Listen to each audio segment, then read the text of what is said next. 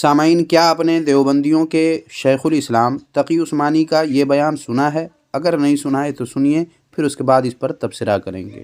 سب سے پہلا شخص جو جہنم میں داخل کیا جائے گا، جس سے جہنم سلگائی جائے گی، وہ کون ہوگا؟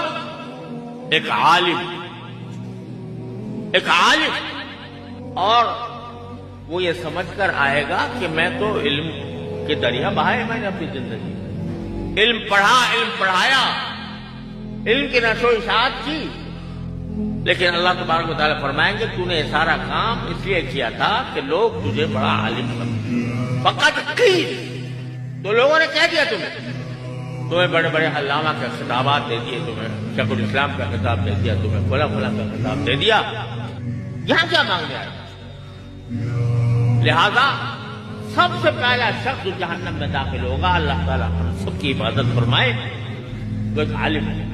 حالانکہ سامعین، آپ کو یہ جان کر تعجب ہوگا کہ ایسی کوئی حدیث ہے ہی نہیں کہیں بھی، کسی بھی کتاب میں، اور یہ بات میں اپنی طرف سے نہیں کہہ رہا ہوں بلکہ خود دیوبندی مفتی نے اپنے فتوے میں لکھا ہے، اور اس فتوے کے لنک کو میں نے اسی ویڈیو کے ڈسکرپشن میں ڈال دیا ہے۔ اس لنک پر کلک کر کے آپ اس فتوے کو خود بھی پڑھ سکتے ہیں، اور ایسے ہی ویڈیو سے ہمیشہ اپڈیٹ رہنے کے لیے ہمارے چینل کو، اگر آپ نے ابھی تک سبسکرائب نہیں کیا ہے تو ہمارے چینل کو سبسکرائب کر لیجئے۔